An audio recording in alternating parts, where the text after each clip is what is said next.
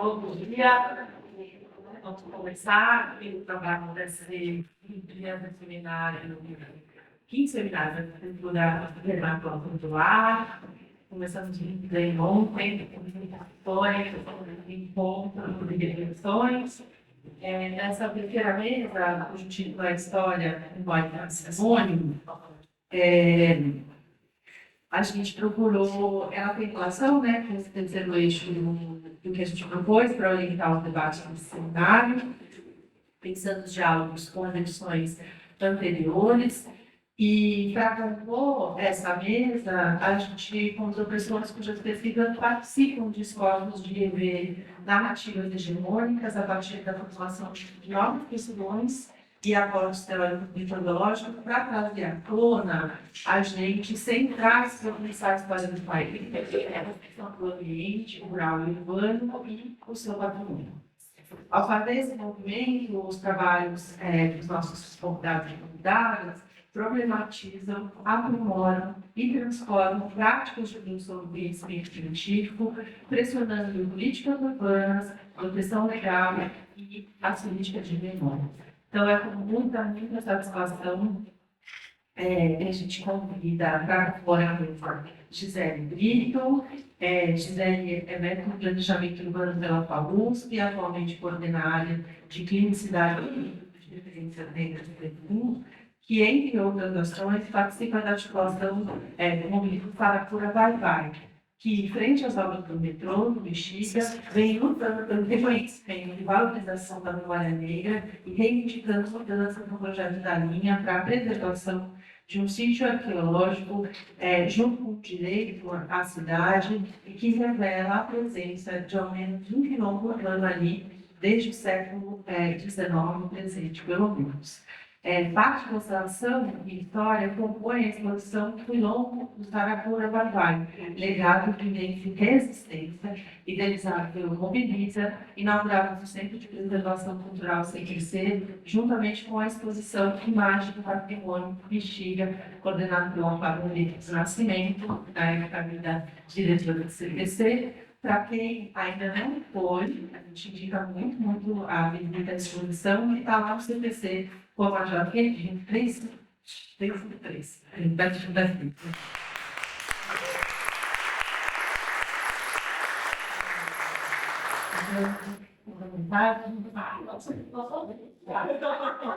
Assim, eu vou chamando, que daí apresento, chama, a gente junta o nome e figura, acho que funciona melhor, tá? Bom dia.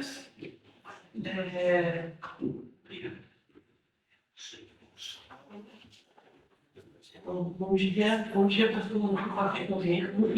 Não tem começo, tá? Bom, então é isso, meu nome é Gisele Brito, né? Eu sou dessa movimento de urbano, trabalho na movimentação do movimento negro, chamado Instituto de Referência Negra Perigo. Perigo faz parte do movimento da Saracura Vai Vai desde o primeiro dia e indicação dessa articulação, né? Estou aqui. Então, eu vou fazer um pouco, não necessariamente contar, né, o que está acontecendo lá, mas fazer algumas articulações de ideias, de pensamentos que a gente tem feito. Uma apresentação bem simples aqui, e que mais um pouco para ativar certas imaginações, né? Eu acho que o Saracura começou quando, no dia 13 de junho de 2022, então logo fazendo 5 anos. Desde então, nós fazemos reuniões semanais à noite, toda semana, e no bairro do Bexiga, uma estratégia de ocupar vários territórios daquele lugar, isso é importante, né? Para ocupar várias estratégias de lugares daquele lugar e dialogar com a comunidade. Então, nesses 5 anos, quase 5 anos, nós já fizemos 2 edições de um festival da vizinhança, um Canta Quilombo, já fizemos várias reuniões públicas, temos feito vários passeios guiados pelo bairro. Estamos agora com a exposição lá da CPC, que eu acho muito importante, que que todos visitem. Já tivemos uma exposição que ficou no pátio da igreja. Eu acho que essa exposição, todo respeito ao espaço da Casa para mim é a mais importante. Eu entrava assim, falava assim, nossa, é isso, por mais Exu nas igrejas. Porque tudo começou quando foi devolvido a sede da Vai-Vai, para a construção da futura estação, uma futura estação da linha laranja, que naquela época ia chamar só 14 bis. Quando isso despertou algo na comunidade que todos já sabiam, né?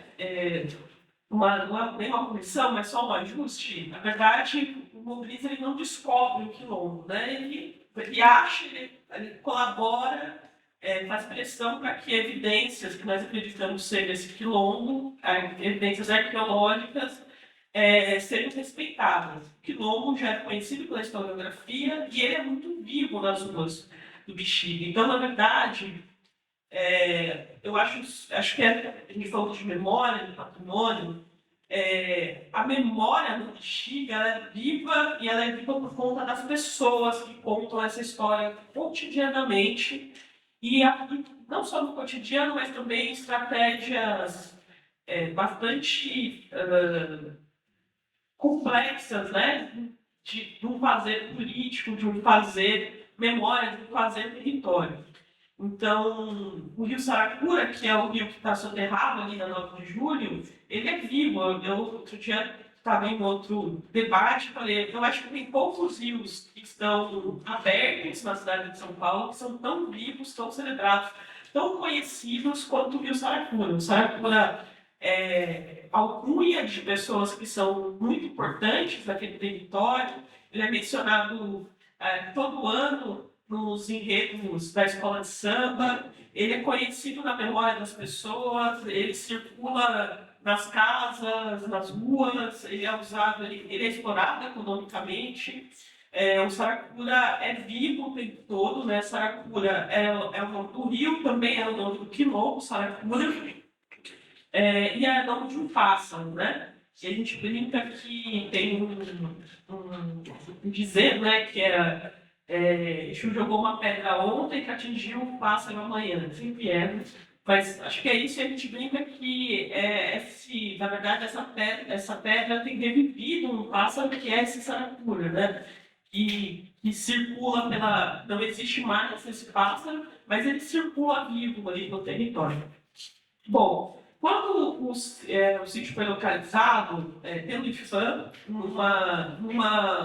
em algo que é obrigatório de ser feito uma hora desse tipo, houve uma manobra para que isso fosse dispensado naquele território. Se alegava que era um território muito urbanizado, isso não precisaria de arqueologia, e a gente não tem provas, mas convicções, várias evidências levam que isso foi uma manipulação, justamente porque se sabia do potencial arqueológico daquele território, mas mesmo assim é feita e é só para forma, né, uma busca arqueológica, e eles não esperavam que existia ali uma comunidade engajada que ia acompanhar, como tem acompanhado esse processo.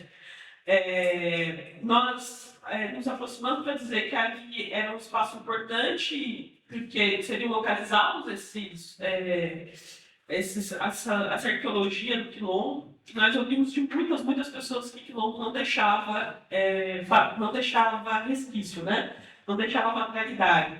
E nós ouvimos isso de muitas pessoas que hoje nós temos conflito, né? Estamos lá nos opostos, empresas milionárias internacionais, um Estado organizado de maneira absolutamente antidemocrática, mas também ouvimos isso de muitas pessoas que estão no nosso campo, né? No campo progressista, que a gente poderia chamar de aliado. Isso demonstra como essa ideia, idealização sobre a memória negra, sobre a existência negra, ela é geral, ela domina a nossa sociedade, inclusive no campo progressista, né? E a gente elabora muito de que essa negação dos resquícios do quilombo, ou de uma negação de que ali poderia se encontrar resquícios daquela vida negra, tem muito a ver com a impossibilidade de se pensar a vida negra, né? Se pensar a vida negra hoje, com diversidade, potência, e pensar uma vida negra diferente de uma ausência de materialidade. E isso é um processo de memória, né? Uma estratégia importante. Você conduz aí os processos de memória para que ela fique sempre edificada numa ideia de escravidão paupérrima, verdadeira, violenta, e elimina, né, os fatores que são importantes. Eu não trouxe aqui essa imagem, mas acho que a imagem que é decisiva nesse processo, principalmente, a primeira disciplina que nós fazemos a respeito de no escritório de antropologia, né, ela é organizada uma cena com capos, louças brancas. E a gente era sempre dito, olha, vendo, essa louça branca, ela é associada a pessoas que têm recursos, né, numa tentativa ali de desmobilização do nosso olhar. E a gente começa a associar aqueles capos com assentamentos, né?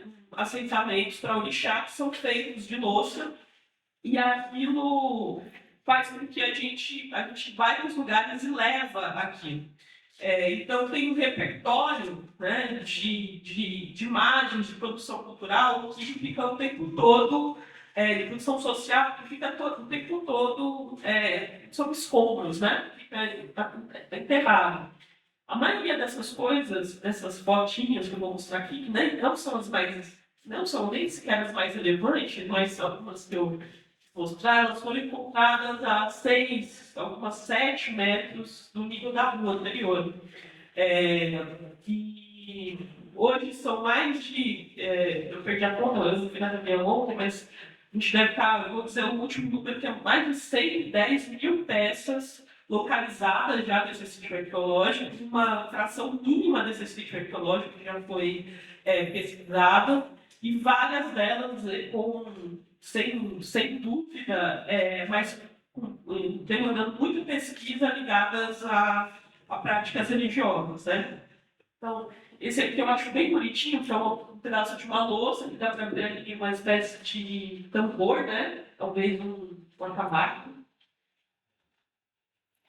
Aqui, a gente tem tido uma coisa interessante, que esse sítio, né, ele é interessante porque ele mostra não uma vida, a morte negra, como muitos dos sítios que a gente tem sido revelados recentemente, mas uma vida negra. Então, isso aqui é um pedaço disso, né, foram localizadas essas estruturas das casas. Isso é muito curioso, porque a gente tinha paredes, assim, paredes pela metade, né? Quem já foi numa área de remoção consegue entender bem o que aconteceu ali.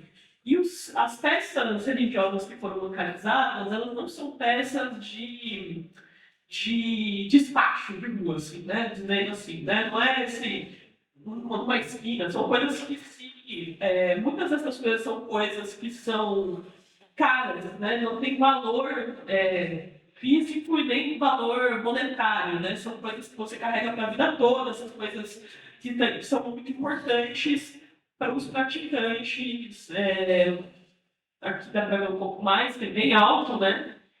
E dá para ver exatamente as várias camadas de tempo e de uso desses espaços. Então, dá para ver vários níveis de piso, vários tipos de construção. Achei interessante também, pelo tema do seminário, né?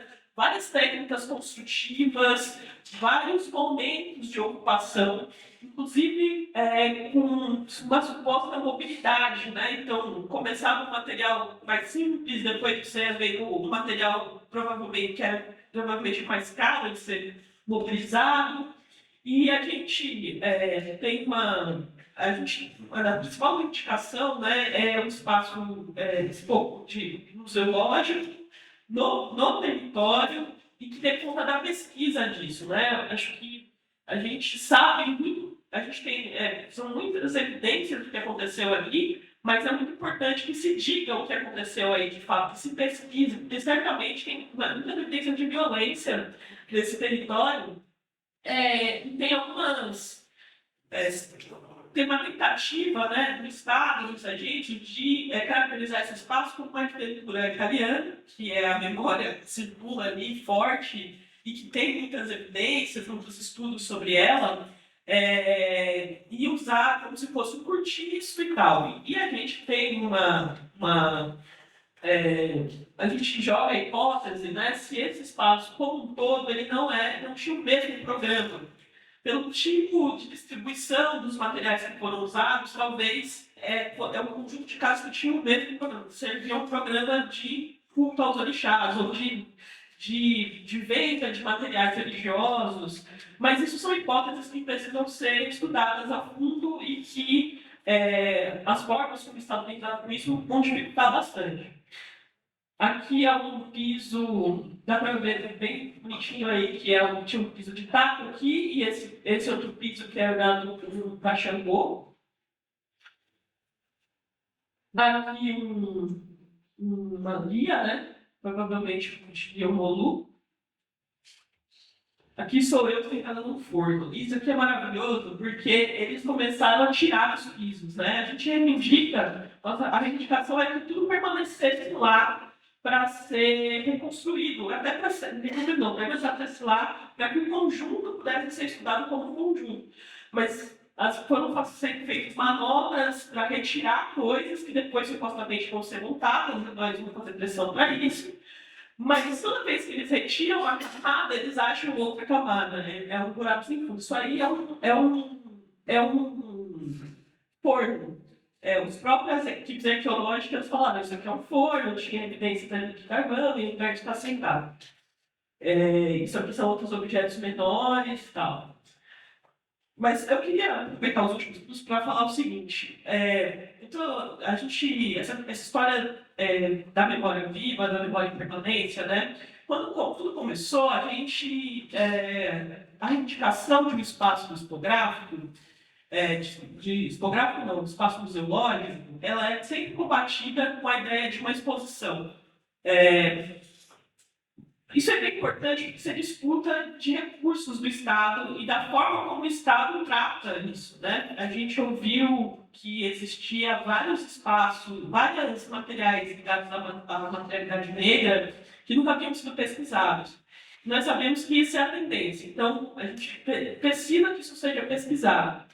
Agora, tem um repertório que é sempre mobilizado, que a gente não conhece isso, vocês conhecem isso melhor do que a gente, né? Isso é fruto do racismo, mas muito mais, não do racismo que faz com que as pessoas não conheçam sobre esse assunto, mas que elas possam dizer isso em voz alta. E elas dizem isso na frente do Ministério Público, mas a gente não sabe desse repertório. E manipulam isso no momento que interessa.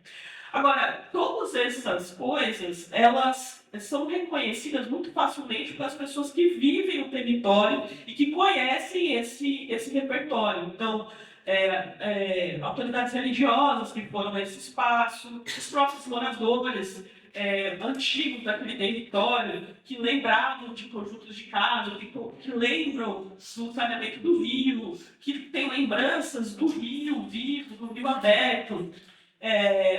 E isso, voltando para a ideia de que o que faz essa memória realmente estar viva e ser importante para a constituição de um futuro, né, é a permanência das pessoas. E por isso que a gente tem relacionado que não é a memória, a recuperação da memória só para, enfim, como alegoria, né, para inglês ver, assim, de certa forma, mas uma memória que sirva para manter esses vínculos daquele território, fortalecer esses vínculos, fortalecer as estratégias que fazem com que o Bexiga permaneça no território negro. Né? O Bexiga, ao longo da história, passou por uma série de tentativas, e continuamente tentativas, de ser incorporado numa área que a gente chama de área de exclusividade branca, né? Fala que o Bexiga é um pontinho preto no meio de um território que foi se embranquecendo ao longo dos séculos e que resiste por conta da sua capacidade de estratégias políticas, simbólicas, que é organizada assim. Então, quando um baluarte do samba tem o sobrenome Saracura, o posto de gasolina tem o nome Saracura. O rio ele não precisa nunca pisar no rio, né? Esse rio não precisa nunca balançar os pezinhos no rio para esse rio estar vivo numa lógica de memória ativa, né? De ressignificação ativa desses territórios. Respeitar esse patrimônio, né, ter políticas públicas que respeitem esse patrimônio significa disputar esse futuro, né? Disputar como esse futuro vai ser contado. Hoje a gente sabe que uma série de sentimentos, o próprio IFAM tem sido, de certa forma, pressionados a ser alterados por conta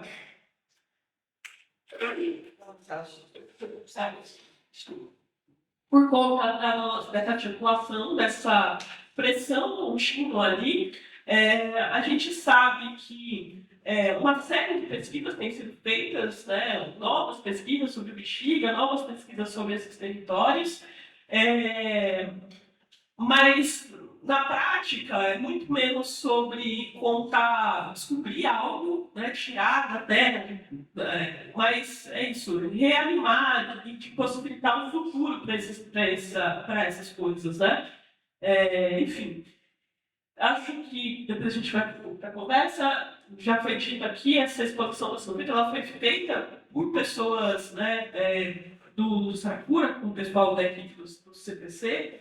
É muito linda, tem algumas peças, fotografias do sítio, algumas peças correlatas do que foram colocadas ali. Eu acho que é bem interessante ver como essas peças são tão profundamente na terra, mas continuam tão vivas dentro de espaços correlatos. E tem também as histórias das pessoas do Bexiga, né?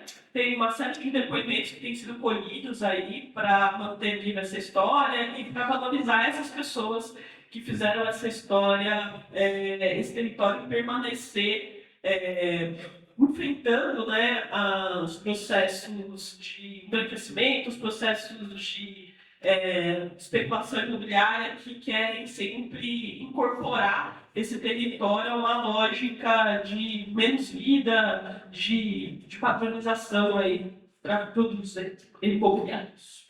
É isso, obrigada.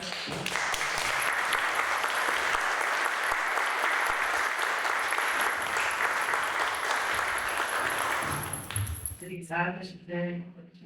Sempre bom ouvi-la. Agora, então, a gente vai acordar o vice-presidente da vez, o vice-presidente para chegar, que eu te apresento. O Vitor trabalha em História na Universidade de São Paulo, mestre em História na Universidade Federal de São Paulo, no PESP, professor, escritor, pesquisador do Laboratório de Pesquisa em História das Américas e autor de vários livros, entre eles o que é resultado da sua pesquisa de mestrado, que se intitula As Trajetórias de Joaquim de Oliveira, o Tebas, que é esse livro aqui, que o Fabrício trouxe para o campo de achar ele na biblioteca, então ela está muito avançada, mas muito a pena conhecer e obrigada, Fabrício, tinha pedido depois que eu fazer nele. E tinha uma continuação que eu parei aqui no meio do caminho, que o título que é Trabalho, Escravidão, Autonomia e Liberdade de São Paulo Colonial, 1733 1811, com o qual eu aprendi muito, cuja leitura foi e é fundamental para aquelas pessoas que se interessam pelas relações de trabalho, escravidão, produção da cidade e da arquitetura do período colonial, e inclusive em coisas que a gente discutiu e questões que a gente discutiu já ontem sobre as relações entre produção erudita, produção popular, lugares sociais, dentro de uma perspectiva mais complexa, que é o que ele vai dar aqui para explicar com as suas testemunhas. Obrigada, Luiz.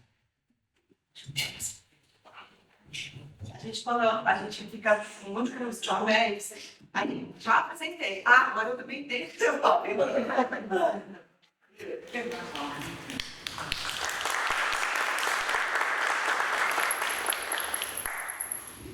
Bom dia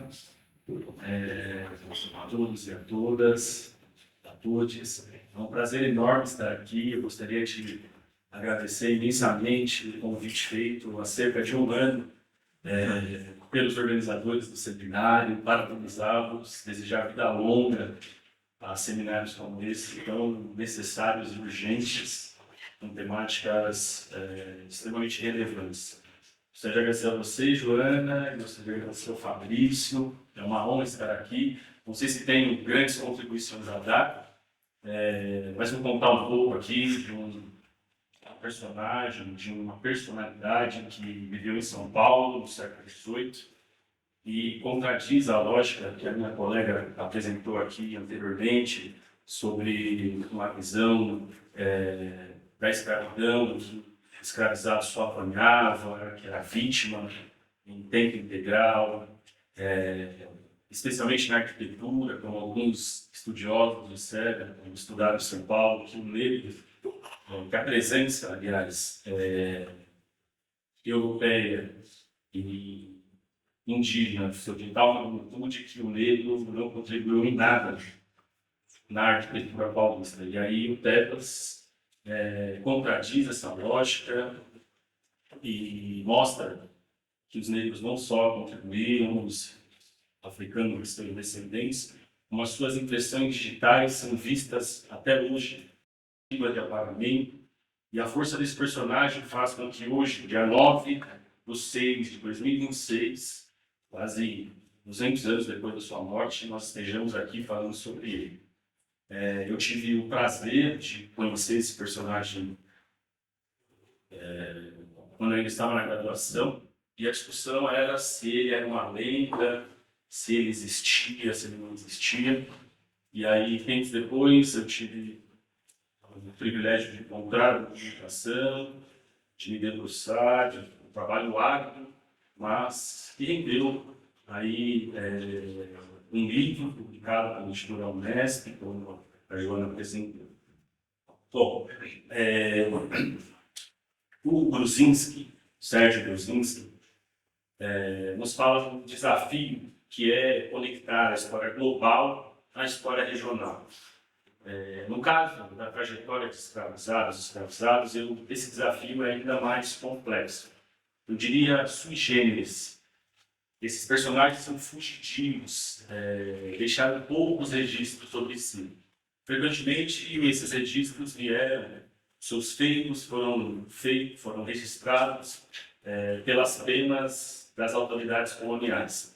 E aí, metodologicamente, nós, historiadores da escravidão, temos adotado, desde o centenário da escravidão, em 1988, quando se reformulou o estudo sobre a escravidão, passou-se a olhar o protagonismo dos escravizados, buscar trajetórias dos escravizados.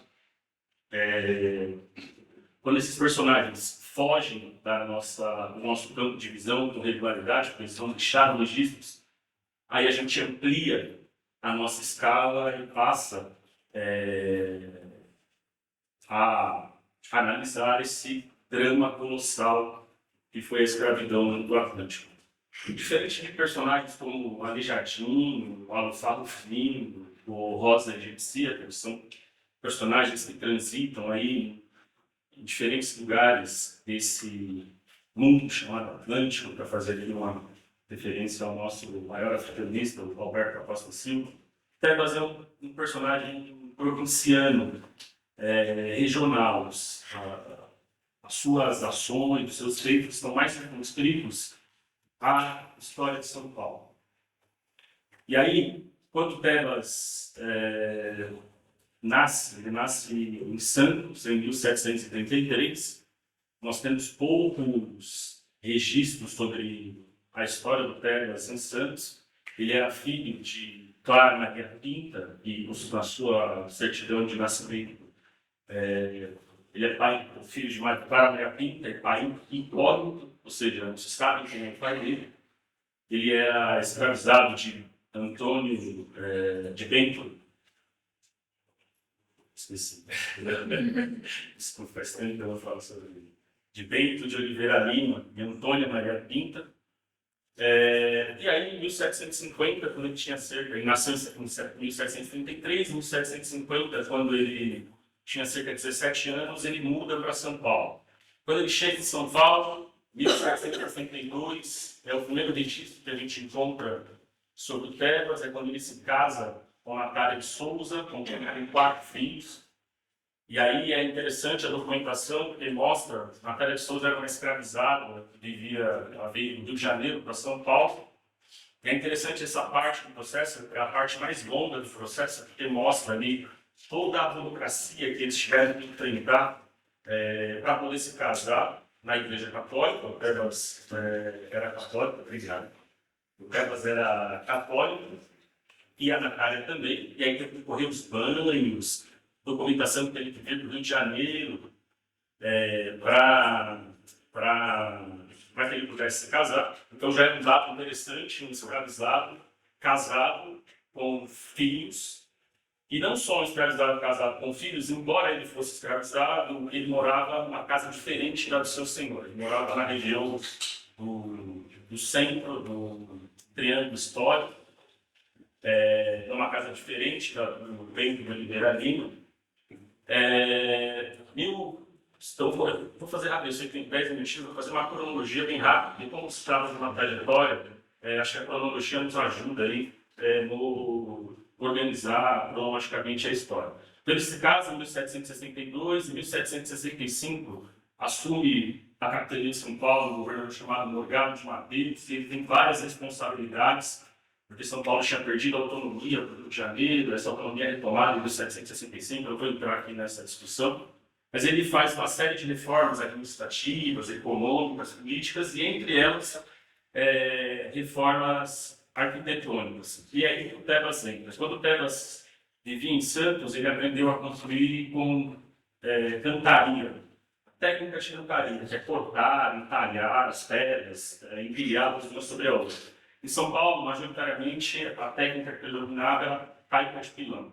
Quando o Morgado de Mateus chega em São Paulo, há uma renovação estilística na arquitetura paulista, e como não havia muitos construtores especializados em construir com pedras, o Tebas, junto com o Bento, que já tinham essa técnica em Santos, são os profissionais aí requisitados para fazer a obra. E a primeira obra que ele faz é a reforma do lago, a reforma da igreja dos beneditinos, a igreja de São Bento, em 1766, foi ele quem construiu a fachada da igreja. Inclusive, as igrejas desse período, como a pedra era muito escassa em São Paulo, em São Bernardo, em outros lugares, era um recurso muito escasso e muito caro. As igrejas que eram construídas de pedra de pilão, de barro, elas decidiram aplicar a pedra de cantaria somente nas fachadas, porque era um lugar onde era mais visível, onde as pessoas transitavam e olhavam ali a igreja. Então, a primeira igreja que ele construiu foi essa. Foi ele quem lançou a pedra fundamental. A pedra fundamental ela marca a envergadura da construção, ou seja, é o primeiro elemento que se coloca quando se inicia uma construção, e ela foi acompanhada pelos altos dirigentes beneditinos e tudo mais, e foi o Tebas responsável por aplicar essa pedra, por iniciar essa obra. Tempos depois, em 1767, ele e o Bento de Oliveira Lima são arrimados, os responsáveis por construir a fachada da antiga Catedral da Sé. E toda essa fachada aqui, vocês estão vendo, essa antiga catedral foi construída por ele. 2 anos depois, em 1787, 2 anos depois, o Bento morre. E aí a vida do Tebas e da família vira de ponta cabeça. Por quê? Porque ele morre e deixa uma série de dívidas. E a esposa do Bento precisou abrir mão dos seus bens, escravizado nesse período, é um bem.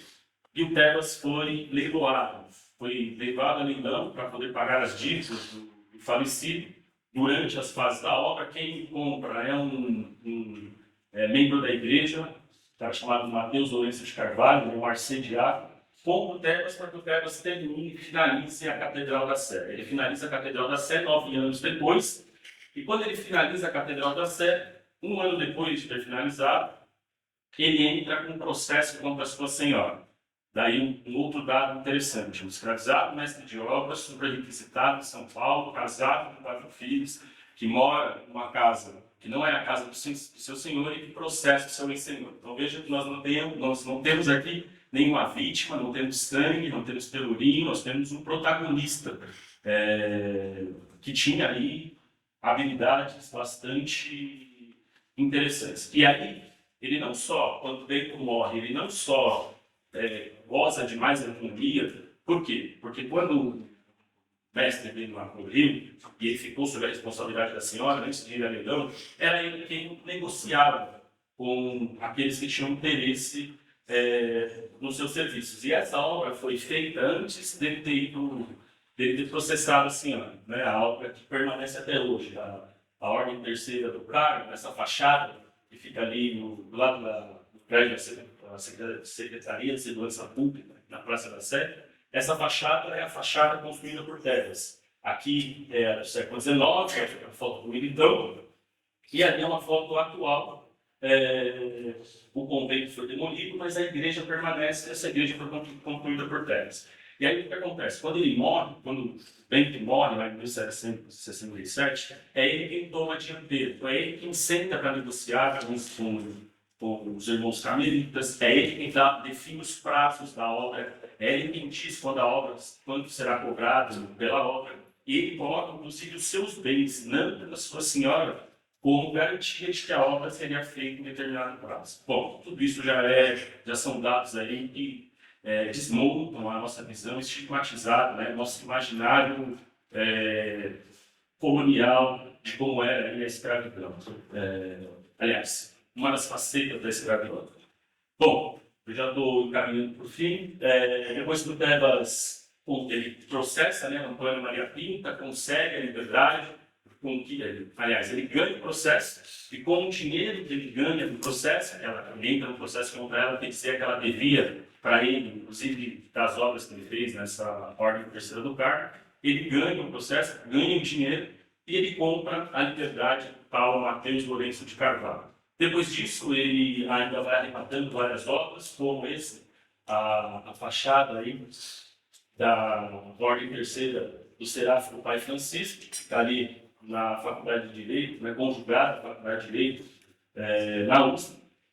Ele também constrói o Chafariz da Misericórdia, que fica, a Prefeitura até fez durante a Jornada do Patrimônio, em 2020, fez a reconstrução do chafariz ali no Largo da Misericórdia, fica entre a Rua Direita, Quintino Bocaiúva, no centro de São Paulo. Nesse período, o Tebas ele já tinha conquistado a liberdade, já tinha comprado 2 escravizados para auxiliá-lo nesse processo. E ele constrói, por fim, um cruzeiro franciscano na cidade de Itu, presente até hoje, passou por uma revitalização há uns 5 anos, salvo engano.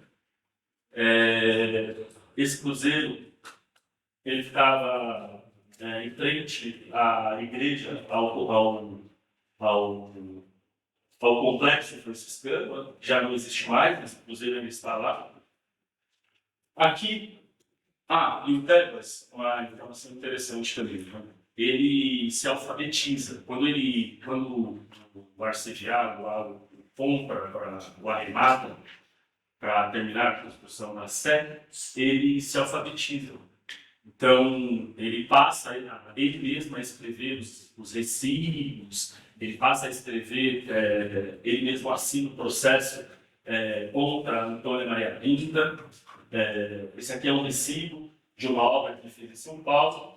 Essa é a documentação, uma parte dela, né? Só uma página, e aí eu trouxe ali em destaque a assinatura do Tebas. Essa é uma escrita muito difícil, demorava muito tempo para conseguir transcrever 2 linhas, porque era uma escrita, a documentação está bastante deteriorada.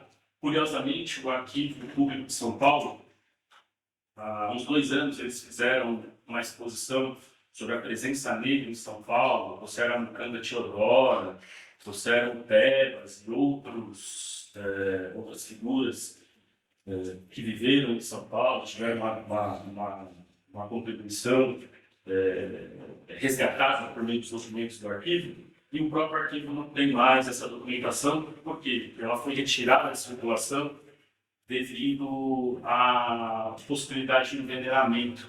Então, eu consultei a documentação enquanto ela ainda estava disponível. E aí o arquivo fez a exposição, pediu a documentação emprestada, porque eles não tinham mais acesso, porque essa documentação saiu de circulação, infelizmente não tem prazo para voltar por conta dessas questões de saúde. Aqui também um trecho do processo já bastante corroído por traças, relação do tempo, mas é um trecho do processo que o Tebas moveu contra o Antônio Maria Pinta. Então essa é a dificuldade do historiador em reconstruir trajetórias escravizadas. Não é isso, que não é biografia, é trajetória. Porque invariavelmente esses personagens fogem do nosso raio de alcance. E aí é aquele jogo de escalas que eu comentei no começo. Quando eles fogem do nosso raio de alcance, a gente amplia para discutir a história de São Paulo, para discutir a arquitetura, para discutir a escravidão em São Paulo. Quando eles voltam, a gente insere esses personagens nesse drama colossal que é a escravidão. Aqui é a igreja de São Gonçalo, é uma foto recente, mas o Tebas foi enterrado na igreja de São Gonçalo. Parte da documentação do Tebas está distribuída pelos arquivos de São Paulo, Arquivo da Cunha Metropolitana, o Arquivo Público do Estado, Arquivo de Santos. E aqui é uma estátua em homenagem ao Tebas, feita em 2020 por 2 artistas durante a Jornada do Patrimônio. E a estátua foi colocada num lugar bastante simbólico, porque justamente ela está entre a Catedral da Sé e a Ordem do Terceiro do Carmo, 2 igrejas das quais o Tebas participou da construção. E aqui um merchandising que não tem importância. Obrigado.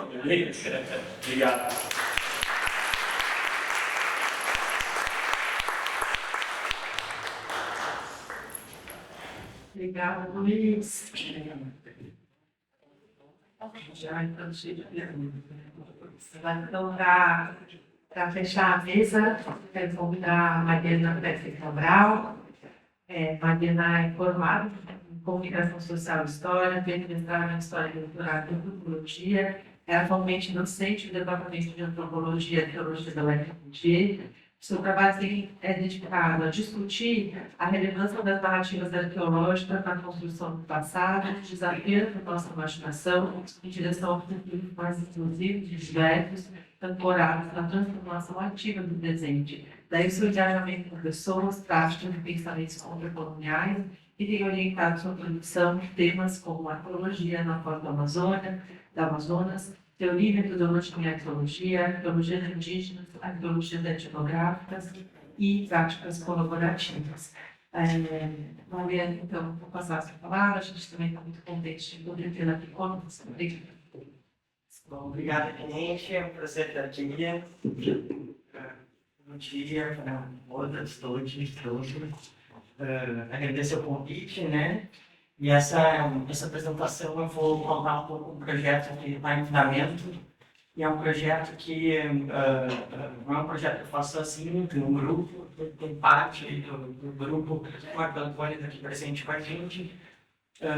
Tem uma outra colega arquiteta, que é a Renata Campioto, e 2 colegas indígenas, né, que é o Wellington e o Michael Lawende, que eu vou falar um pouco mais à frente também.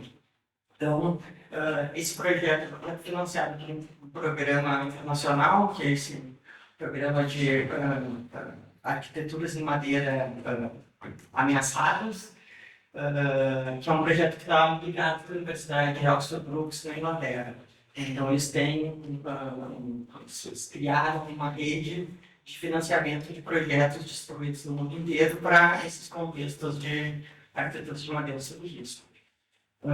E a gente, então, quando surgiu, eu fiquei sabendo dessa demanda, eu tive essa ideia, né, de propor ao pouco um pouco do meu trabalho desde 2009, Então, quando surgiu essa oportunidade, eu conversei com ele e disse, olha, existe a chance de a gente fazer um projeto sobre arquitetura olímpica, né, sobre os modos de construir. E então a gente conversou um pouco e eles toparam, acharam que era uma boa ideia de fazer isso. Então a gente começou desde o início, desde o começo do planejamento do projeto com esse envolvimento dos colegas olímpicos. Então aqui é um pouco da nossa equipe, né? Eu sou arqueóloga, tenho esse trabalho já há muitos anos com o povo olímpico da Amazônia. O Marco, arquiteto, né, uma referência em arquitetura vernácula, né, não tinha conhecido tanto uma experiência com arquitetura de maneira, mas tinha esse conhecimento básico assim, da área. A Renata, que é uma arquiteta também, que tem um grande conhecimento de documentação digital, que é uma das vertentes do projeto que a gente precisava cumprir. E o Marita lá e o Wellington AMB, que são então, os dois coordenadores indígenas, né, que participaram. Um foi da gestão anterior de uma das organizações indígenas, da UATAC, e o outro faz parte hoje dessa organização, então são jovens lideranças, né, que têm uma relação importante dentro da comunidade. Então, só para vocês conhecerem um pouco, né, o povo Embi é um povo de língua tupi-guarani, né, eles, no Brasil, eles moram no estado do Amapá, tem uma terra protegida, né, que é a denominação Embi, uma terra que está homologada desde a década de 90, né? Então, assim, uma situação bastante privilegiada, vamos dizer assim. É uma terra que é circundada por áreas de proteção natural, né? Então, tem parques nacionais, tem floresta estadual, tem assim, um contexto assim, bastante privilegiado com esse conflito de terras no Brasil. Não é exemplo de conflitos, mas é uma situação boa, de certo modo. Né? E eles são uma população pequena, né? Uma população que esses são os dados de 2022, a gente deve estar um pouco diferente disso, mas deve ser isso, 1.400, 1.500 pessoas, né, que moram nesse território e moram também nas cidades do entorno, né? Mas o grosso da população mora dentro da terra indígena. E eles têm um patrimônio reconhecido, né, que é o Kusiwá, que são expressões gráficas orais, um tipo de conhecimento específico, né, dessa produção desses desenhos. Né, é um patrimônio que foi reconhecido no IFAM em 2002 e um pouco depois pela Unesco. Né, então, eles conhecem processos de patrimonialização muito bem, né, sabem como isso funciona. Então, também, quando a gente propôs esse projeto da documentação da arquitetura, era algo que eles sabiam, né, onde estavam se envolvendo. Assim, eles conhecem bastante esse processo. Essa arquitetura, o AMP, ontem já teve aquela discussão, né, será que a gente deve chamar isso de arquitetura ou não? A gente fez uma escolha em chamar esse conhecimento construtivo como uma arquitetura, como um modo deles também se sentirem valorizados nesse entendimento, né, que esse saber é um saber que também funciona aqui do lado dos brancos, né, aqui no lado da universidade. Então, isso foi uma escolha de chamar de arquitetura. E esse conhecimento ele tinha sido pesquisado anteriormente, né, no final da década de 90, início dos 2000, pela Catherine Galois. Ela fez uma dissertação, né, e depois ela ajudou a montar um livro, que é um livro muito bonito sobre a arquitetura do AMB, que foi publicado pelo IEPE, com apoio acho que do agora não me lembro. E que lá naquele momento ela já indicava, né, um problema de preservação desse conhecimento envolvido com a construção das casas, que era uma situação de transformação dos modos de estar nas aldeias. Né? Então, os Wayambi tradicionalmente tinham aldeias de curta duração, né? Eles até hoje eles costumam dizer que eles moram sempre em torno de 2 aldeias, né? Então tem essa circulação entre aldeias que é algo bastante importante. Mas com, né, essa relação com o Estado Nacional e a construção de postos de saúde, de escolas, né, essas estruturas duras, né, acabou que eles foram fazendo essas aldeias ficarem mais tempo nos mesmos lugares. Então, aldeias que antes ficariam talvez no máximo uns 10 anos no mesmo lugar, hoje a gente tem aldeias com 40 anos no mesmo lugar. E essa sedentarização, né, cria uma pressão sobre os recursos, né, usados, nesses materiais usados na construção das casas, que começou a impactar o acesso a esses materiais. Então, isso era uma coisa que a Caterine observou lá em 2002, né, e que agora a gente retomando o projeto segue, né, e na verdade está ainda mais grave essa situação de acesso a esses materiais. Algumas das diretrizes básicas, né, que a gente tomou assim, na construção desse projeto, eu trabalho com o VMP já faz muitos anos e sempre num esforço de pesquisa colaborativa, então a gente usou essa experiência para pensar esse projeto. Então, primeiro, sempre muito cientes da necessidade de garantir a autodeterminação deles, né? As escolhas que eles querem fazer serem sempre extremamente importantes na guiança do projeto. Também, isso foi algo que apareceu nas falas deles, né, de conhecimento que precisa ser praticado. Não basta a gente escutar sobre conhecimento, não basta a gente ver coisas construídas, é preciso praticar para fazer o conhecimento ficar forte. Um projeto como esse precisa ajudar na formação deles também, né? Se eu continuo trabalhando com eles depois de tantos anos, é porque a gente ainda tem coisas para trocar, né? Então a gente precisa oferecer coisas, né, que sejam interessantes, que eles tenham interesse em receber. Isso precisa ajudar nesse fortalecimento cultural, né? Acho que ser uma mulher branca, um contexto muito privilegiado, estando numa universidade grande, né, eu penso muito isso, qual é o meu papel como pesquisadora nesse lugar, na relação com a população indígena, né? E eu acho que um dos caminhos, né, que esse tipo de pesquisa permite é contribuir para esses fortalecimentos internos também, né? Deles sentirem o seu conhecimento como um conhecimento importante. Isso passa necessariamente por essa ideia de colaborar. Eu boto em separado, colaborar, justamente para ressaltar essa coisa de trabalhar junto, né? Dar junto, fazer junto. A própria então, construção do projeto, né? Quando ela começou, né? Foi já nessas conversas, né? Então tinha algumas coisas bastante específicas do edital, isso que a gente estava demanda a produção de documentação digital, né? Produção de modelos 3D, produção da fotogrametria de construções, então de coisas bastante específicas, né? A Renata foi a nossa parceira para resolver essa questão. Daí a gente juntou assim, especialistas, né, do acadêmico, eu como essa arqueóloga, então um olhar sobre a cultura material muito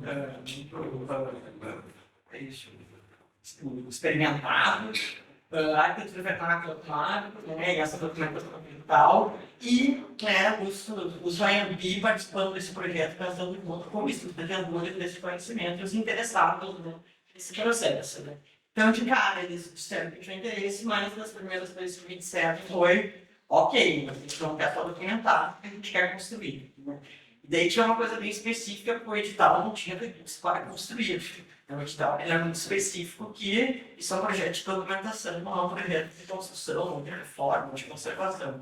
Né? E o que a gente fez, então, foi a proposta para o edital: a gente não vai construir, a gente vai acompanhar construções. Né? Então foi assim uma espécie de um acerto, né, que precisou ser feito para a gente conseguir dar conta de responder também essa demanda dos OMP. A gente fez isso muito também, eu moro no estado do Amapá, na época eu nem estava no Brasil, eu estava fazendo uma temporada de professora visitante fora do Brasil, o Marco em Minas Gerais, então assim, tudo, o Renato mora em São Paulo, cada um em um lugar, mas a gente fazia então, essas conversas online, né? E isso, assim, os WhatsApp também, um caminho bastante produtivo dessas conversas. Então, quando o projeto foi então, aprovado, né, o recurso foi disponibilizado, a primeira coisa foi ativar essas reuniões, né, presenciais, né? E claro, uma coisa é a gente fazer as conversas online, né, com algumas pessoas, e outra coisa é fazer as conversas presenciais. Então, essas conversas presenciais são muito importantes para alinhar de novo, tem mais gente envolvida, tem gente que não estava acompanhando as conversas online, né? Então é também um momento bastante importante de reorganizar o projeto. O que a gente está fazendo, por que a gente está fazendo, quais são os interesses. Né? Então isso é uma coisa importante dessa proposição da gente colaborar. não está não tá dado como o projeto vai acontecer. É lá no andamento dele mesmo que a gente vai construir. Né? Então, assim, compartilhamento de expectativas, o que a gente pode fazer, quanto dinheiro tem, como que a gente vai gastar esse dinheiro, né? A gente tinha recursos que são recursos para bolsas, né? Que os OMB estão recebendo. Daí, o grosso do recurso tinha uma parte necessariamente de aquisição de equipamentos, que era uma coisa do edital mesmo, né? A gente precisava executar os equipamentos. E o restante, então, para fazer essas viagens, essas visitas, né, essa presença no território acontecer e dos OMP também poder vir, né, e participar de ações na universidade. Então, também esse parceiro assim, dos papéis que a gente vai fazer. Uma das coisas muito importantes tem a ver com da minha formação também, ao trabalhar com a OMP, eu trabalhei muitos anos com a Dominique Galois, que é a antropóloga, né, que enfim, trabalhou com os OMB, desde antes de eu nascer, ela já estava lá. E com ele eu aprendi muito sobre a perspectiva de colaboração e de formação com indígenas. E isso, a gente trabalhar com jovens também com um modo de fortalecer as conexões intergeracionais. Então, os jovens engajados no projeto, tem esses dois coordenadores, né, que tem uma foto do Maretauá, escolhendo o caderno, e o Wellington ali fazendo desenhos. Né, trazer esses jovens como não só a mediação entre a comunidade, mas para nos ajudar a pensar problemas também, né, e ver soluções e caminhos. Né. Então, eles são parceiros que estão assim, acompanhando todas as etapas do projeto. Né. E eles também realizando as suas próprias pesquisas. Então, os indígenas realizando as pesquisas sobre essas arquiteturas. Cada um deles foi escolher um tema específico para trabalhar. E além desses dois coordenadores, tem outros 4 pesquisadores indígenas, né, que também daí fizeram pesquisas um pouco mais aprofundadas, né, são pesquisas conversando com os mais velhos, né, e tentando transcrever algumas dessas entrevistas, fazendo sínteses, né, desses conhecimentos. E a gente teve um cuidado em ter pesquisadores também de parcialidades diferentes no território, né, porque o conhecimento também ele muda, né, ele não é o mesmo entre as diferentes parcialidades.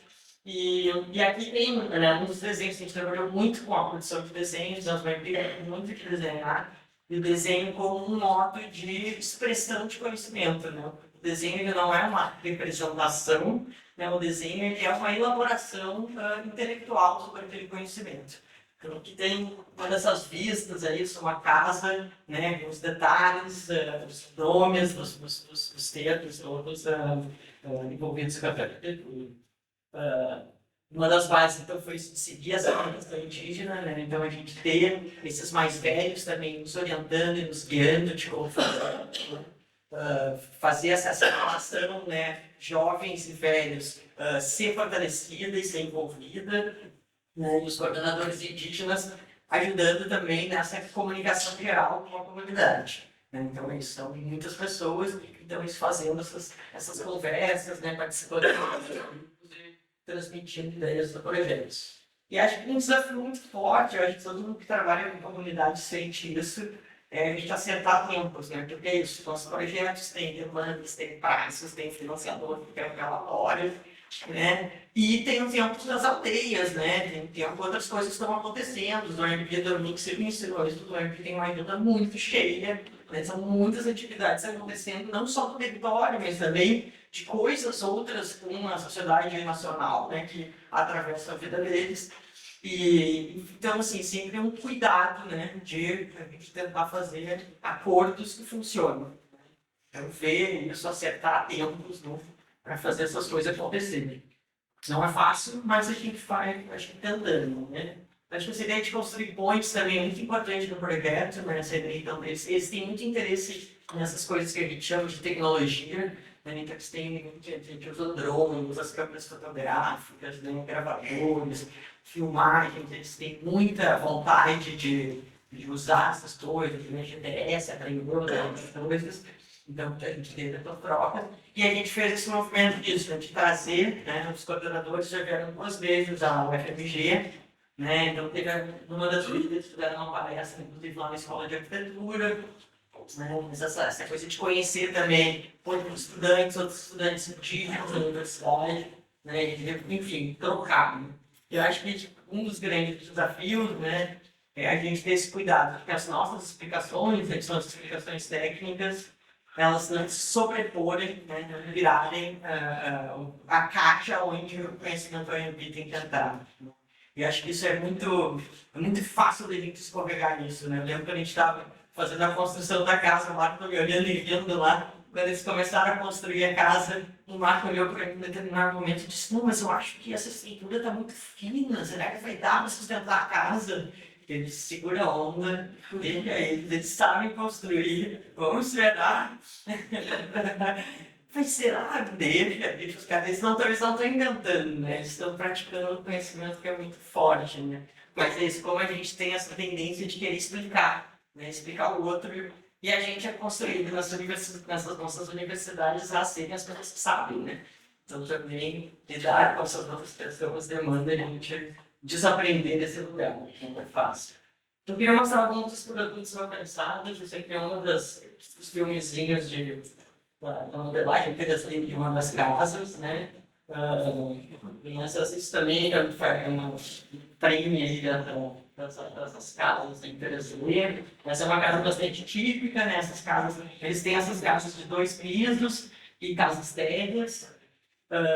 Então, essa produção mais técnica, assim, né, de arquitetura que a gente foi produzindo. A gente também teve a chance de fazer esse acompanhamento, então, dessa construção de uma casa, né, desde acompanhar a retirada dos materiais da floresta, né, eu acabei na correria que eu botei só uma foto aqui já os materiais trazidos para dentro da estrada, mas os nossos colegas acompanhou, né, o grupo dos homens buscando suas madeiras, né, e é muito bacana esse relato dessa observação. É muito interessante esse conhecimento, estou cuidando do meu tempo, esse conhecimento preciso sobre o tamanho das madeiras, né? Então, esse colega que acompanhou, eles levaram uma trena junto no início, né? E ele disse que foi assim, logo deixaram a trena de lado e voltaram com o jeito deles de medir, que funcionava muito melhor, né? E que super deu certo, assim. Então, essa coisa também buscar as palhas, né? Os modos de carregar as palhas, independente dos terceiros. E daí, né, no começo dessa construção, com o planejamento, o tamanho da casa, tudo isso foi definido antes, né, da busca das madeiras, né? Foi uma construção coletiva. Aqui foi um modo de construção um pouco diferente do tradicional, porque normalmente a casa vai ser construída na aldeia pela própria família. Aqui foi um esforço coletivo, né, de várias pessoas de aldeias diferentes para construir uma casa específica, uma casa para receber e para mostrar para os estudantes, né. Aqui já mais na finalização, acabando, né, com palhas diferentes lá no meio do telhado. E aqui uma das fotos aí da equipe construtora, né. Essa casa grande, carregada de gente com a estrutura fina, né? E absolutamente apropriada para o modo de construção. E a gente fez a documentação também de muitas casas, né, visitando diversas aldeias, que permitiu ter informações métricas, né, da simetria dos cuidados na construção, né? Então isso foi muito legal, foi um modo também de mostrar para eles como esse conhecimento deles é um conhecimento muito cuidadoso, eles não usam regras, né? Mas tem esse conhecimento. A gente também observou os tipos de madeira, né? E aqui não são 45 espécies de madeira, são 45 madeiras identificadas por eles, né? Por que eu digo que isso é diferente? Porque para eles, por exemplo, uma madeira que está apodrecendo na floresta e uma madeira que corta para usar, ainda que para nós seja a mesma espécie, elas estão em categorias diferentes, então elas são identificáveis com propriedades diferentes, né? Então essa tipologia aqui é uma tipologia indígena, e dessas é super interessante que desses 45 tipos que a gente identificou, 27 tipos são usados exclusivamente para apenas uma coisa. Ou é só cunheira, ou é só um tipo de esteio, ou é só viga. Então isso é muito legal porque fala da força, né, desse conhecimento amplo da floresta e da força desse conhecimento mais específico. Mais alguns desses desenhos, né, que tem a ver com esse registro das histórias, os tipos de casa, os conhecimentos que estavam envolvidos, né. muitas regras e cuidados, são esses seres, né, que estão envolvidos também na construção, são seres mais que humanos, né, tentados ali, que podemos dizer, que participam, né, que precisam ter relações. Se é casa numa outra aldeia, num outro povo dos Baiana, né, mas que é isso, é uma casa que eles dizem que eles aprenderam a fazer também nessas relações, o preparo dos materiais, tudo foi registrado, né, e a conservação, né, acho que o Adriano falou ontem, lá no Yanomami, né, como fogueira é uma parte importante de conservação para o sonho vida. Agora, os próximos passos, inclusive por acabando mesmo, a gente quer identificar, do ponto de vista da botânica, né, uma série dessas plantas. A gente está trabalhando também com pessoas da botânica, agora iniciando um trabalho para pensar manejo, né, eles querem experimentar, talvez, plantar essas palmeiras, né, para ver se consegue, né, talvez manejando elas, facilitar esse acesso para continuar construindo. E, enfim, uma série de aprendizados, né? Eu acho que esse é um processo muito rico de trocas. E tem esse processo, né? São fotos de um dos participantes do projeto, Araquaci, que mandou agora faz 2 semanas para mim, que é o neto dele de 13 anos, começando a construir casas maiores, né? E o outro neto é um menino de 5 ou 6 anos, né? Também experimentando construir. Então, esse processo também de esses aprendizados que vão e vão. E para finalizar, eu queria acabar com essa imagem aqui. Essa é uma das casas, uma das coisas que a gente acompanhou nesse projeto foi surgiram várias casas que não são mais construídas. Né? Nesse processo de falar com os velhos e tal, se começaram vários formatos de casas que não são, né, muitos dos jovens nunca viram. Né? E essa é uma dessas casas de Guarapari. Ela é uma casa que ela é toda fechada, porque vocês viram as outras casas, elas são abertas. Essa dessas paredes à volta. Né? E agora, faz 2 semanas, me mandaram essa foto, que é refazer as casas antigas. Então, essa vontade de construir de novo uma coisa que não existia mais. Né? Então, acho que isso é um pouco que faz valer a pena esses projetos, né? Que é a gente ter a possibilidade de ajudar nisso também. Né? Então, acho que é uma maneira de fazer. Essa nossa estrutura que é tão, assim, né, restritiva, né, que historicamente apagou as histórias todas, ajudar a fazer essas histórias voltar. É isso, obrigado.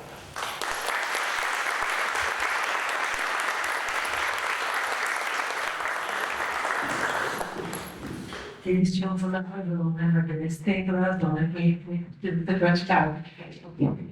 Talvez começar por aí, né? Eu fiquei lembrando das ações do IPAN, quando eles começaram a registrar construção de arquitetura popular, e como no começo, né? Das leis também, como tem a ver com a lei, como no começo eles perceberam que eles tinham uma lista de perguntas. Luiz, Luiz, tinha cá também. Só um. Como eles tinham uma lista de perguntas que não funcionava como um acesso daquele tipo de conhecimento, que foi justamente vamos combinar de você fazer o ato de barro aqui comigo. E aí, nessa hora, toda a história foi recuperada, né? Então, vou fazer um comentário geral, eu tenho 3 perguntas para começar, porque como disse quem estava todo mundo para fazer pergunta. Talvez para você, Mariana, pensando isso, assim, de colocar a pergunta daí, o que vocês aprenderam para produzir conhecimento, ao contrário. Se, então, por exemplo, a maneira de você fazer o texto, de você relatar a experiência, isso também se transformou.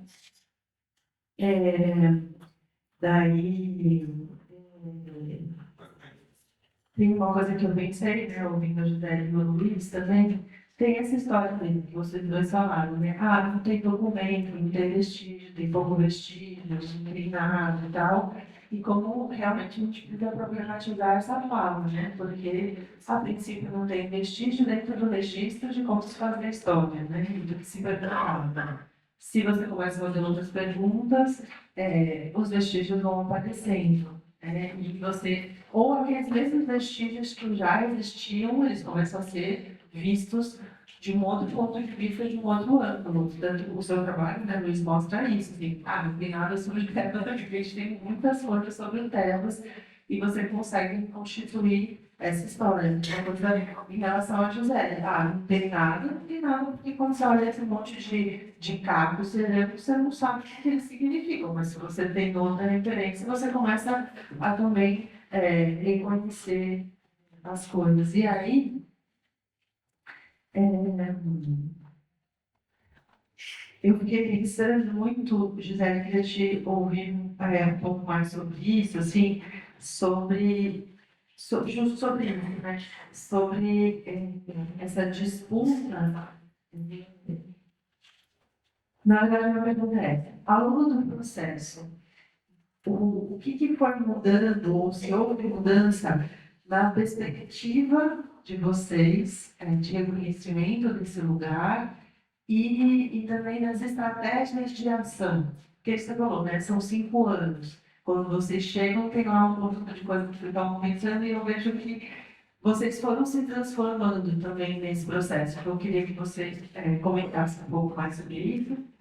E, Luiz, queria que você contasse um pouco mais sobre justo essa relação entre Devas e a esposa do Bento, porque mostra uma coisa muito interessante de uma perspectiva interseccional que você trabalha, né?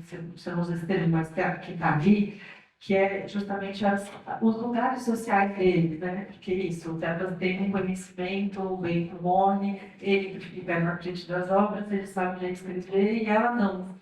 E aí, isso tudo muda muito as relações entre eles. Aí, Evandro, se você pudesse falar um pouco sobre isso. Aí, talvez uma pergunta do público, e aí depois a gente faz uma outra rodada de perguntas. Alguém quer perguntar alguma coisa? Quer esperar mais um pouco? Olá, bom dia. Eu sou Lula Cardoso, da Federal da Bahia. Na verdade, é um comentário. Aproveitando o gancho que você fez aí em relação a Tebas. A primeira vez que eu vi falar de Tebas foi quando vocês viram o Tebas, um arquiteto negro, que Bob está organizado por Camilo Ferreira, e que trata Tebas, mas com uma série de outras reflexões, outras, uma coletânea. E o que eu acho assim, interessante a obra de Tebas é realmente fantástica, porque faz colocar o mais importante aspecto paulista, final do século XVIII, século XIX, tal, etc. Mas eu acho assim, que a grandiosidade da sua obra, inclusive, ainda necessita reconhecimento, espaços em outras instâncias, em outros circuitos de discussão. Né? Por exemplo, dentro daquelas colocações que foram feitas ontem, daquela discussão entre Bernardo, significado, diferença, etc., entre a arquitetura canônica, erudita, etc., embora Tebas, assim como diversos pintores, diferentes arquitetos, né, tenham uma obra significativa no passado, não tenha efetivamente passado por esse processo de formação canônica, acadêmica, que hoje a gente tem tudo na formação profissional, mas, imediatamente, ele passa por um processo de acesso ao conhecimento, inclusive, como você colocou ali, e depois aprende a ler, escrever, e provavelmente não teve acesso a diversas instâncias de conhecimento, de formação, nesse campo da sabedoria canônica. Então, assim, uma coisa que eu acho que é um espaço para ser identificado também, é a iniciação de Tebas em outra instância de discussão e de reconhecimento histórico, etc., né? Que transcendem um seminário como esse que a gente está tendo aqui, que não necessariamente quer dizer que a arquitetura vernácula lá não tenha também exemplos de genialidade, etc., que justificam ser reconhecidos, colocados, mas, por exemplo, esse seminários que circulam, como, por exemplo, vai acontecer o Congresso Internacional de História da Constituição Brasileira, sabe? Eu acho que seria um instante, ou seja, eu acho que a importância de Tebas politicamente seria interessante uma inserção mais digamos assim, incisiva dentro desse todo esse espaço de discussão também.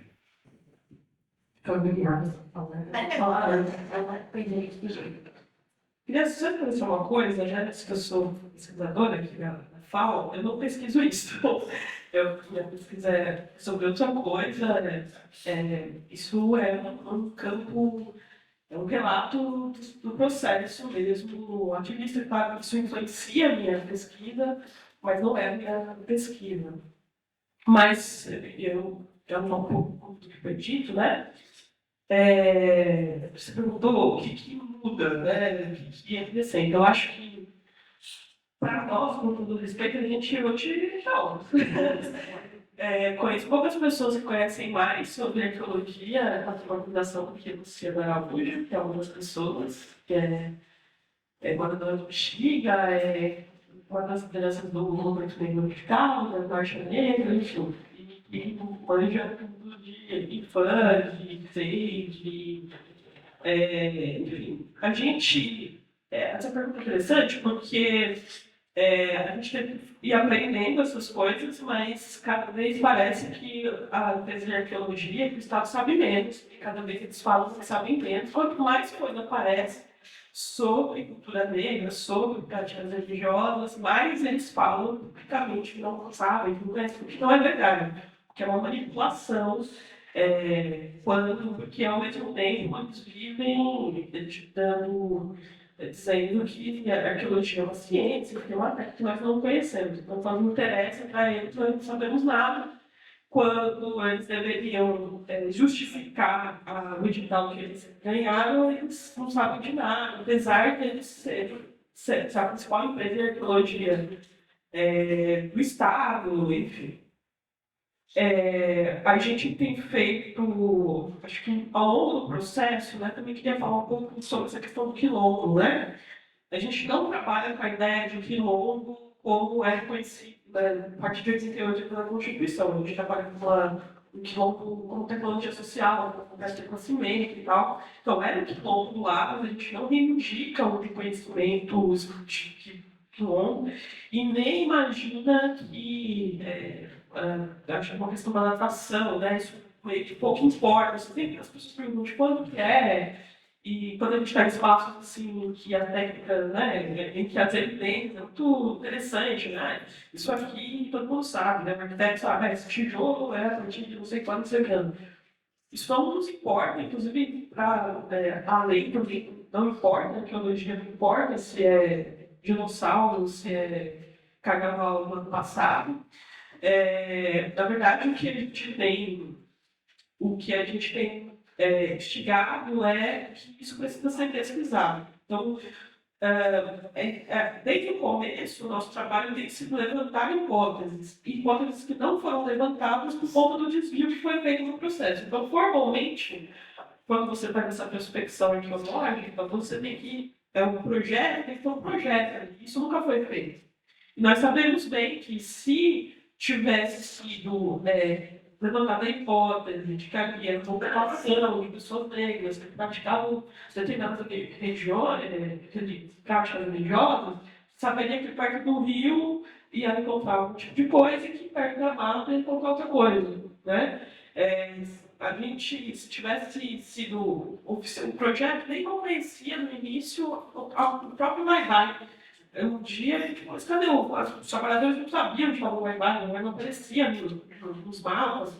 Um dia tiveram que colocar da gente falar, porque isso não eram hipóteses perguntadas, até hoje não são, e a gente também insiste que a estratégia do governo do Estado, né, tem sido, em parceria, essa obra é a primeira PPP integral do metrô. Isso é importante porque esse arranjo econômico, que é uma obra do metrô, em parceria com um consórcio internacional, também a gente acredita que qual que é a função do racismo aí, né? Ele é mobilizado para dizer com tranquilidade, você não tem conhecimento sobre aquilo que você sabe como para fazer. E ele é importante porque tem um certo paradigma, né? eles acusam, né, com decorrente a acusação de que a obra está atrasada e é utilizado isso para desmobilizar o bairro, né, colocar o bairro, as pessoas, a população no geral, contra a articulação. E a gente acredita que, na verdade, isso só está atrasado, é a única obra que está cumprindo o trâmite legal, que é fazer pesquisa. Apareceu coisa, tem que parar. Então, acho que a gente tem aprendido é que, e modificado, a gente tem aprendido, a lidar com. É muito difícil para a organização do movimento negro, o Sakura vai é uma articulação comunitária e do movimento negro, né? E acho que é muito comum que a gente lide com coisas que a lei prevê, né? A gente tem que lidar com questões muito básicas, né? Direito à vida, são reconhecidas, a gente tem que ficar. Nesse caso, a gente fala assim, não, cumpra-se, né? Cumpra-se, vocês fizeram isso daí, obedeçam essas normativas. Isso tem sido interessante e desafiador do Estado, que fica tentando rever e articular isso. Isso queria fazer um comentário sobre essa questão da escravidão, né, que eu acho isso bem interessante, a gente sempre mobiliza essa questão, que é essa ideia do que era a escravidão e qual que é o sentido dela, né? O sentido de pensar em um sistema homogêneo, hegemônico e igual. Não que não exista violência, né? Não que a violência não era como é hoje, né? Como ela não fosse usada. Mas é interessante, eu acho que a pesquisa sobre o tema e também o que o Sakura pode revelar ali sobre esse cotidiano, é de como o sistema ele é hegemônico, né? Então, como que as brechas da vida, você vai criando alternativas, que inclusive é economicamente interessante, que ela saía de manhã, ela tinha uma dívida, ela tinha que pagar o seu próprio aluguel, ela tinha uma dívida com o seu proprietário, né? E no caso lá do Chile, eu falo dessa coisa das peças, porque uma das hipóteses que a gente especula é que talvez aquela população que está na beira de um rio, aqui na das fotos eu mostrei, eu não chamei atenção, mas o rio ele margeia literalmente. Assim. Então, por que a gente olha para isso hoje e enquadra isso numa marginalização, né? Numa precarização daquela população, etc. Mas também tem algumas evidências dessa arquitetura de como que esse rio era usado, né? Então, tipo, uma das atividades que tinha ali no Clemente do Bexiga eram as lavadeiras. Então, e as práticas religiosas, elas demandam o rio. Então, e essas evidências que estão sendo achadas, elas talvez possam sugerir, de novo, super importante, a gente nunca teve acesso a todas as peças. A gente vê algumas peças e a gente tem acesso, reivindicou e conseguiu acesso com uma certa frequência ao sítio, mas a gente nunca viu o produto inteiro de peças. A gente tem acesso a algumas peças e reivindica esse aumento desse acesso às peças. Mas o que a gente sente no contato com os arqueólogos e tal é que são peças, eles têm uma certa estranheza, justamente porque eles associam aquele território com pessoas paupérrimas. E aí, quando eles se encontram, as coisas eles não conseguem colocar na vida das pessoas. Então, uma das hipóteses que a gente lança é que aquele território era um território negro, não é um território paupérrimo. E que ele foi removido, destruído, inclusive numa das estratégias que foi comum de desmobilização econômica, né? Então, a continuidade dos processos de desigualdade racial, elas não foram, o racismo, né, interpessoal, ele é acompanhado de uma série de outras ações que fizeram com que a população negra, então a falta de acesso à educação, a falta de acesso ao trabalho, a criminalização de práticas laborais, né, e de práticas culturais. Então, acho que aquele sítio ele pode ajudar a contar parte dessa história. Porque me parece que se ali, uma hipótese, né, tudo isso são hipóteses mesmo, se ali, por exemplo, era um lugar onde existia uma pessoa que fazia dinheiro vendendo ervas, aquela pessoa teve a casa dela violentamente destruída, né? Por quê? O que aconteceu com aquelas pessoas? O que aconteceu com aquelas casas? O que aconteceu com aquela economia, né? Acho que essas perguntas podem ser respondidas por uma pesquisa arqueológica séria que queira contar essa história. E acho que é importante para nós, não só para contar a nossa história, a nossa memória, porque, como eu disse, acho que isso é meio assim, eu acho que para o Bexiga, isso não é no sentido, o Bexiga ele é vivo, né? O Bexiga, se você for lá hoje e trocar ideia com uma criança, ela vai saber, o Bexiga ele é importante para a história da cidade, para o pensamento técnico, para a reconstituição dessa história do que aconteceu com aquele território que parecia ser tão sólido, está ali há tanto tempo, e que movimentava tanta coisa do ponto de vista material. E também, de novo, só para encerrar, toda vez que falavam a gente se relacionava, as pessoas falavam assim, não deixa para verdade, mas vamos fazer um estudo antropológico, vamos ouvir as pessoas. E eu lembro que a gente estava numa sala, e eu falei assim, uma sala de igreja lá, não tinha um monte de igreja, até nas reuniões, eu falei, cara, já nessa sala tem um monte de santo aqui, a gente precisa colocar essas coisas dentro de uma sala para as pessoas verem. Então tem uma manipulação que beleza, então para eles, os perigos do imperador no Museu do Ipiranga, para vocês, as memórias e tal. E a gente, obviamente, as memórias são importantes, mas por quê, né? Por que os perigos dos outros é mais importante do que as nossas técnicas, né? Que tem tanto significado. Então, é isso, obrigado.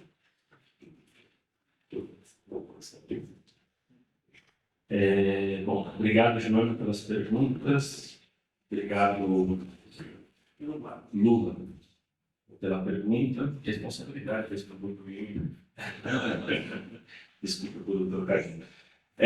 Bom, essa questão de não ter documento, isso começou a mudar, como eu disse, essas efemérides, né? Elas são propícias também para mudanças, não somente para a rememoração de determinadas datas. 1988 é um marco, uma guinada na historiografia da escravidão, que passou a analisar diferentes documentos, rompeu com o estruturalismo, rompeu com a narrativa marxista que predominava na escravidão e trouxe uma nova perspectiva para se entender a escravidão, sobretudo no Brasil. E aí, novos documentos passaram a ser escrutinados. Então, certidão de nascimento, processos crimes, certidão de batismo e vários outros documentos que antes eram considerados pelos historiadores, pelos historiadores, pelos estudiosos, passaram a ser analisados. E aí, a partir desse momento, surgem novos trabalhos e o protagonismo dos escravizados também passa a ser valorizado. Bom, só que ainda é um trabalho muito 1988, 40, 30 e tantos anos, é um trabalho ainda muito recente. São poucos os trabalhos, por exemplo, que constroem trajetória escrava. O meu trabalho, nesse sentido, é uma das excepcionalidades. São pouquíssimos os trabalhos, porque ainda os historiadores estão preocupados em discutir a história global, os grandes acontecimentos, mesmo tráficos transatlânticos de escravizados. Em São Paulo, no século XVIII, em São Paulo, eram desertos de produção historiográfica em relação à escravidão. São Paulo, não só a escravidão, tem outras temáticas, mas São Paulo era o quê? Os bandeirantes no século XVI e depois o mundo do café do século XIX. No século XVIII não existissem. Então, esse trabalho tiver também uma contribuição, seja para a trajetória, entender a escravidão, a trajetória dos escravizados, mas também para a história de São Paulo, que é um vazio. A historiografia relegou a história de São Paulo nesse período ao esquecimento. E aí, quando a gente vai para a documentação, é preciso ler também a documentação nas entrelinhas.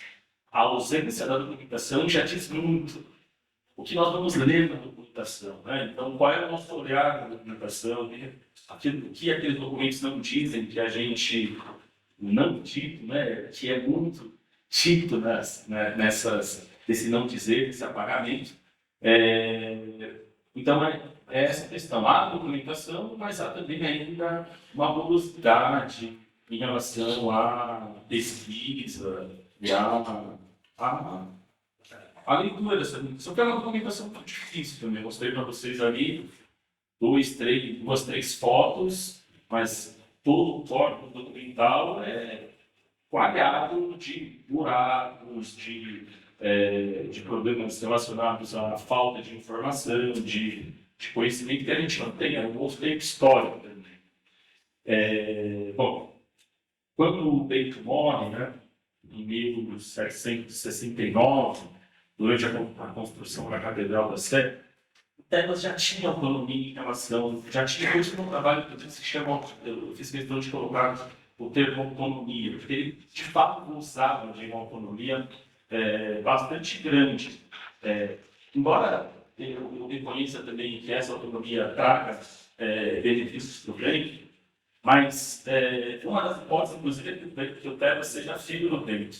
Então, não se comprovou, ainda não há nada comprovado sobre isso, nenhum historiador trouxe nenhum aspecto, mas é provável. E aí a gente precisa pensar se essa autonomia que ele gozava por conta dessa possível relação parental ou por suas habilidades ou, enfim, por tudo aquilo que ele oferecia. Mas a relação da autonomia do Tebas, ela acontece antes da morte do Bento. Por quê? Porque o Bento, para fazer as obras, ele pedia muitos empréstimos. E ele pegou um dos primeiros empréstimos que ele fez, o fiador de Tebas. Olha que curioso, ele pede empréstimo, quem vai pagar a dívida é o escravizado.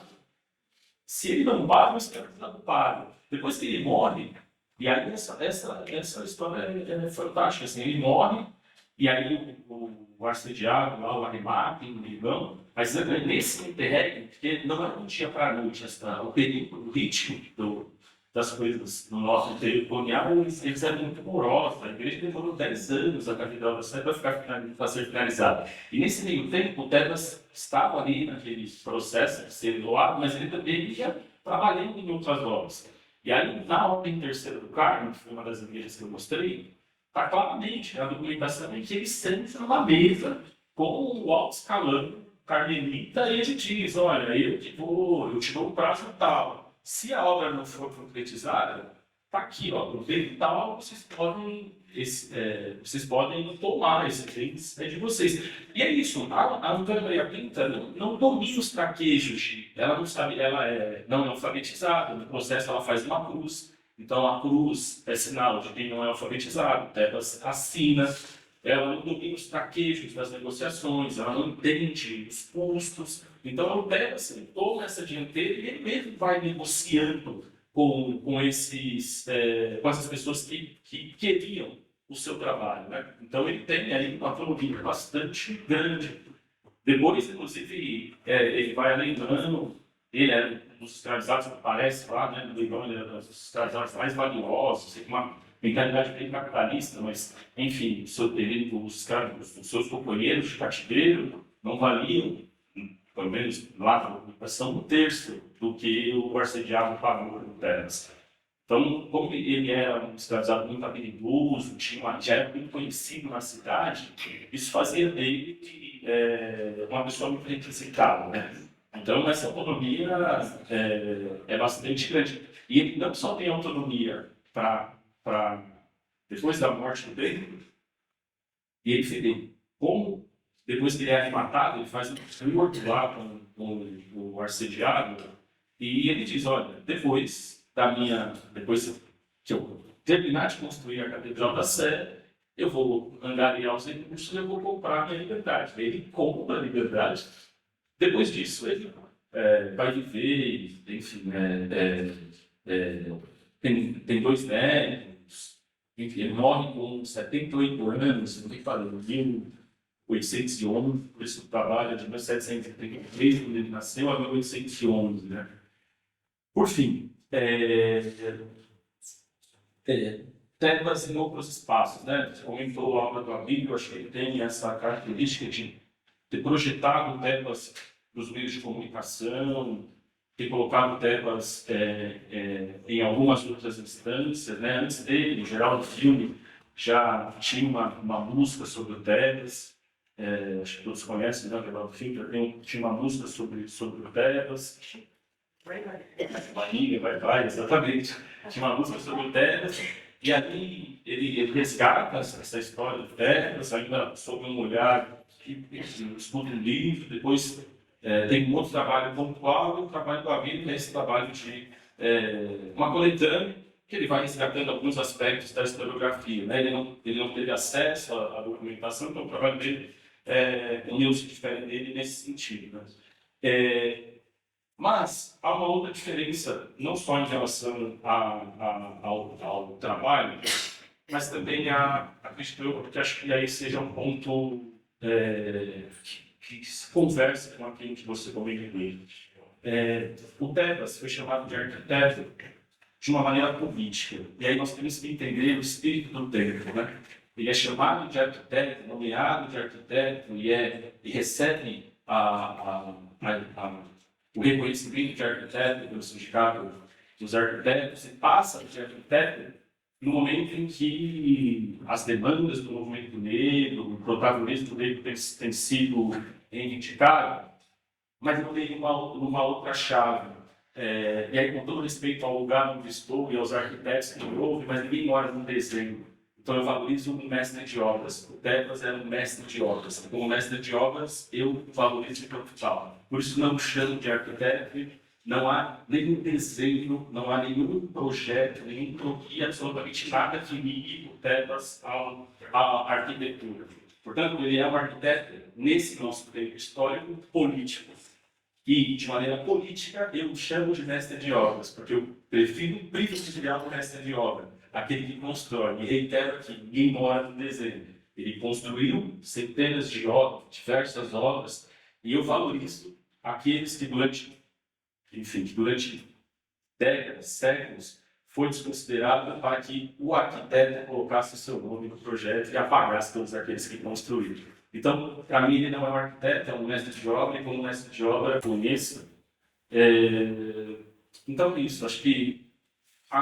lembrei do que eu ia dizer. E como um sujeito do seu tempo, né, ele passa por esse processo de monumentalização, de institucionalização. Ó. Foi uma memória institucionalizada. A prefeitura decide. E a prefeitura é essa que sempre vilipendiou o movimento negro. Decide colocar uma estátua no coração da cidade. Ela, enfim, num período eleitoral, a gente sabe quais são aí os interesses que estão envolvidos. E aí a narrativa que se vê sobre o Tebas é um personagem que acabou sendo mitificado. Ele deixa de ser lenda para ser um mito. E aí, quando se torna um personagem mitificado, você distancia da nossa humanidade. O Tebas é um sujeito ambíguo, é um sujeito ambivalente, é um sujeito que sai da escravidão e compra a escravidão. Ninguém fala que o Tebas comprou escravizados. Ninguém fala porque é como se isso representasse uma mácula na imagem de alguém que saiu do cativeiro e comprou um escravizado. Mas não se aproxima dos tempos históricos. Hoje, parte da população, o sonho de parte da população trabalhadora é enriquecer e colocar outras pessoas para trabalhar para ela. Mas quando o escravizado conquista a liberdade, angaria recursos e coloca outros escravizados para trabalhar nesse lugar, aí a gente acha isso vai macular a história, isso é um problema, porque isso vai depor contra o movimento. Então, assim, é preciso resgatar esses personagens, mas inseri-los no tempo. Porque senão é anacronismo, porque senão é uma questão política, porque senão mitifica, e aí, quando se mitifica, se desumaniza.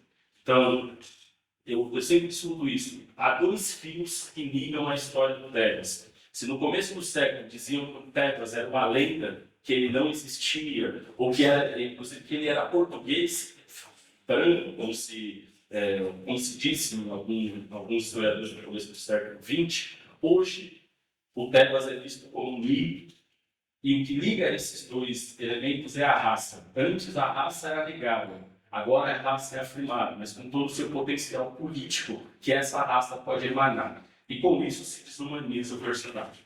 E esse movimento.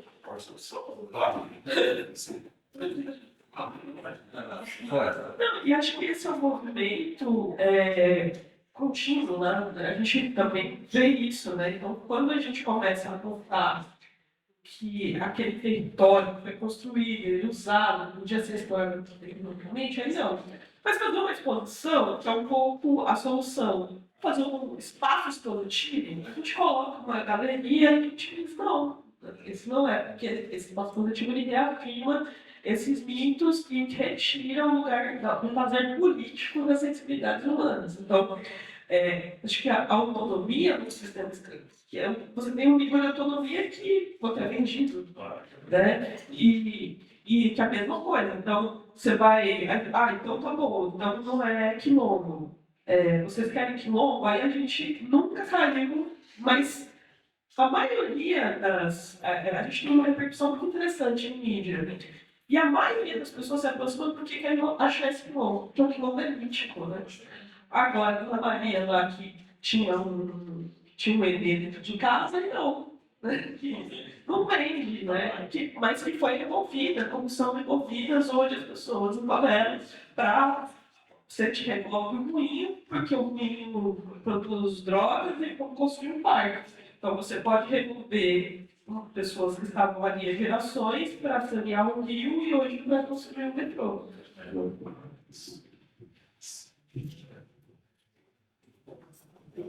Bom, muito bom para vocês. Mas isso foi de volta para a pergunta de Joana, né, sobre a gente aprende também nesse processo. Eu acho que esse processo de trabalhar em colaboração é um aprendizado muito importante, porque eu acho que ajuda a desmontar essa estrutura de autoridade que a gente constrói aqui no espaço da universidade. Eu acho que dialoga também com coisas que vocês conversaram, né? E assim, acho que é o papel nós, pessoas brancas, também, de reconhecer essas diferenças, né? E entender como que a gente consegue jogar com elas de modo a favorecer outros grupos também. Né? Então, eu acho que parte desse trabalhar junto a gente saber menos, né?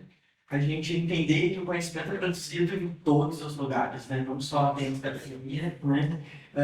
E que é isso que tu falas de certa hora, eu super acho que vocês são mesmo, mas tem quase toda a fé, porque esse conhecimento que a gente bota em caixinhas aqui dentro nos ajuda a gente seguir uma transparência branca, né? A gente não perceber como, né, as nossas autoridades passam sobre as outras pessoas e apagam as outras possibilidades de existência.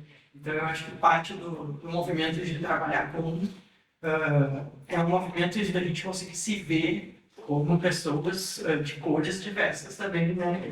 Eu aprendi muito fazendo colaboração em me ver como uma mulher branca, que eu passei muito tempo sem pensar, né? Porque é muito confortável, é muito fácil, né, não pensar em quem a gente é quando a gente é branco, né, criado na privilégio. Então, eu acho que faz parte desse processo da gente transformar também o que a universidade pode fazer, né? Porque o que cabe a nós também, como que a gente consegue atuar.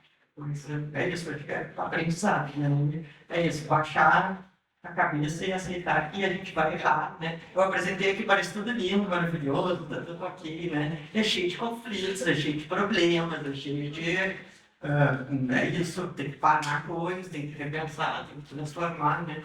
Eu trouxe uma apresentação um pouco romântica, de certo modo, mas acho que faz parte do processo disso também, da gente aprender a trabalhar diferente. Então, eu queria agradecer muito de novo vocês todos pelas apresentações, o debate, foi ótimo. Foi muito bom.